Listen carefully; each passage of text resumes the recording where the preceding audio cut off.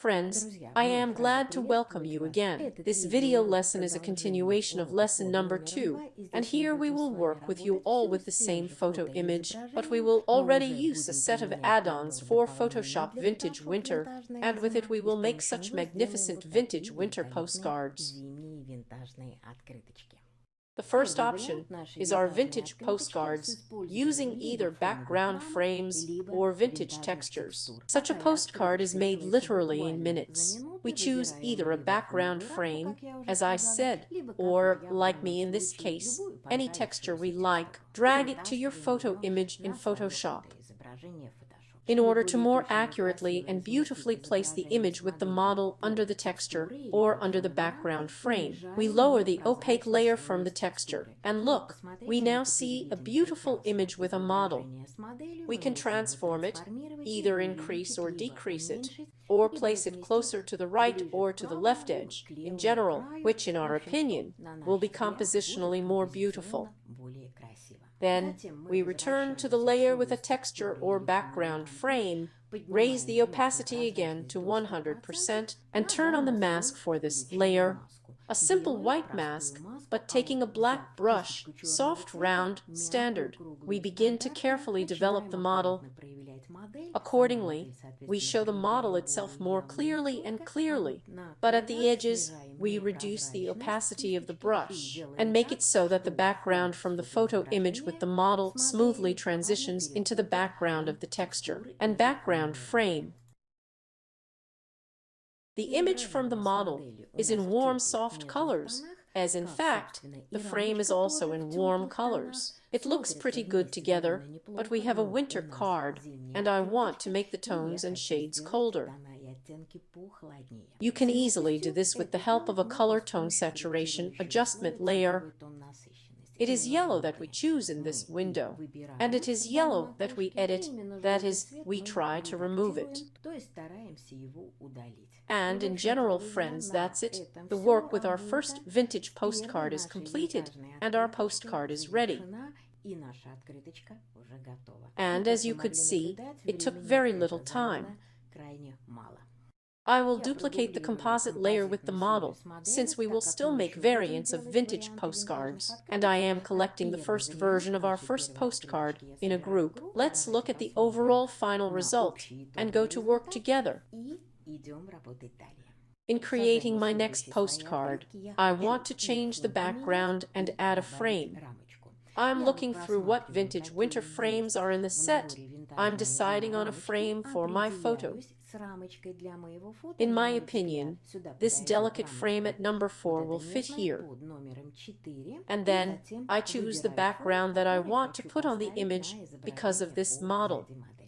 I open the selected frame and digital background number 3 in Photoshop. It is in SD format. There are several backgrounds in this file. I look through everything and decide which one, in my opinion, is best suited for my photo image. I stop at this background, move the selected background to the image with the model.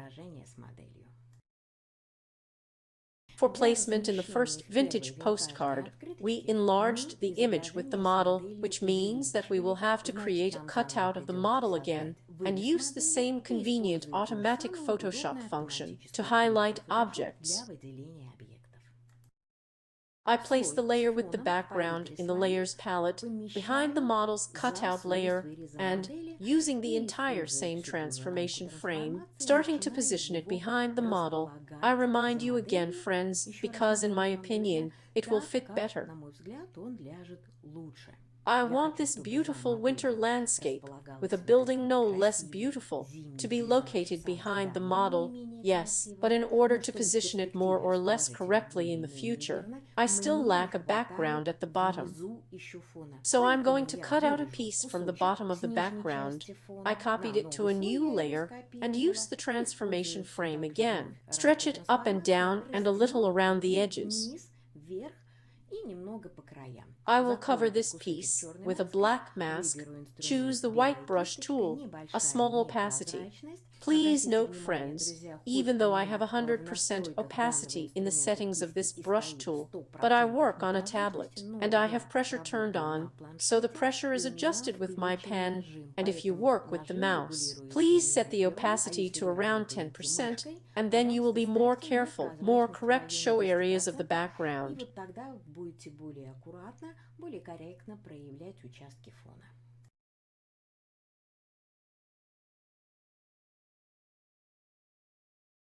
Here is such a beautiful winter background turned out for the model, and you must agree, we again did not spend a lot of time on this, despite the fact that we even had to dismantle the background. We go to the frame, and I transfer the frame and elements to my working image.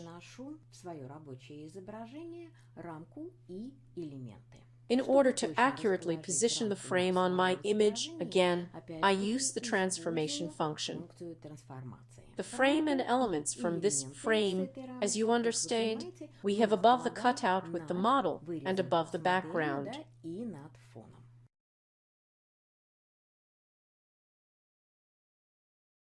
Please note that the elements in the group are each on a separate layer, and we can either partially arrange them on our image or swap them using the transformation frame, somehow reduce them or conversely increase them. In general, work with them and refine them exactly to fit your image. By and large, they did not require much improvement. I just arranged them so that they look beautiful and harmonious on my photo image. Here, friends, is another vintage postcard, already with a frame and a full-fledged background. Yes, it's ready again. And again, look, we didn't spend a lot of time on this. We did everything pretty quickly. And now we have two vintage winter postcards. Let's do another job with this gorgeous frame here. Do not forget to make a duplicate of the composite layer and a duplicate of the model cutout layer for your new work. In the file with this beautiful frame, we have two backgrounds. We choose any background you like or more suitable for your photo image and simply transfer it to our working document as well.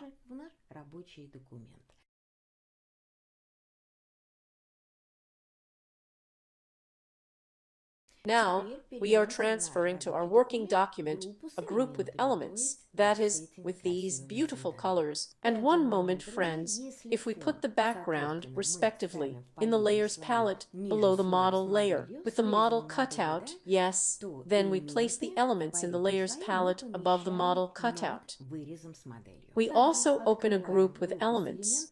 Look, each group of colors is on a separate layer, and we can also move them according to our photo image. That is, to look for the compositionally best placement for these elements. After we have finally placed both the background and the elements, we proceed to the cutout with the model, and we will now fit the model into our background. We also do it very easily and simply. We stand on the mask with the cutout of the model, choose a black brush. The opacity is very small. If you work with the mouse, the opacity can be set in the region of 5 to 7%.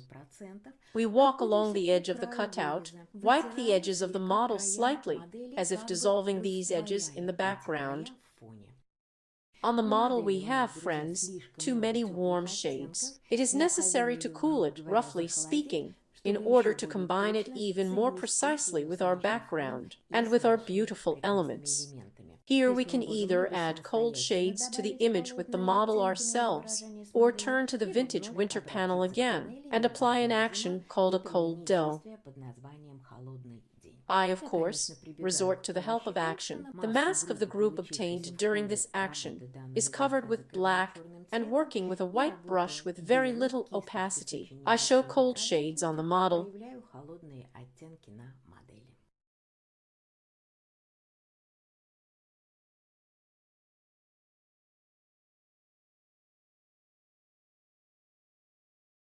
But now the model's face lacks bright colors, that is, a bright blush. I also use the action from the Winter Saturated Color panel. I am finalizing the adjustment layer that appeared during the operation of this action. I add saturation and take the shade to a redder one. I fill the mask of this corrective layer with black, and I show these reddish shades, of course, on the girl's face. And I return pink shades to the blouse again and again.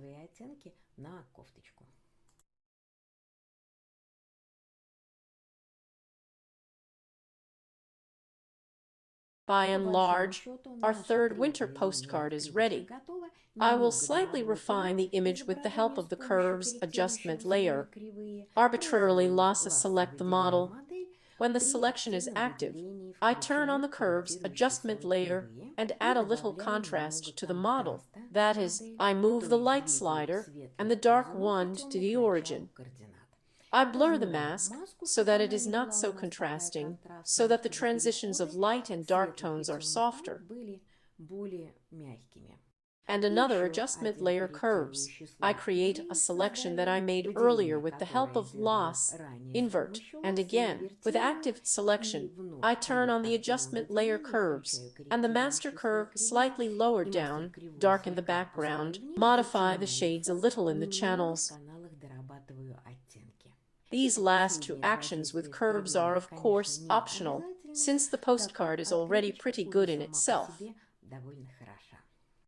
I am also putting this third postcard together as a group, and let's look, friends, at all the work we have done. Literally in some 20, roughly speaking, minutes, yes, we have created 3 magnificent winter postcards. And I think, friends, you will agree that the convenience of this winter set is obvious, and you have also made sure that working with it is much more convenient, much easier, simpler, and faster than to create from scratch. For example, these backgrounds, frames, cut out elements, work painstakingly on each detail, carry out installation, rendering, everything is ready here. You only need to decorate your photo images with these details. Friends, I am very grateful to you for your attention. I would be very grateful if you would share information about our channel, about our website with your colleagues, friends and acquaintances, and for now, I'm saying goodbye to you. I wish you all the best.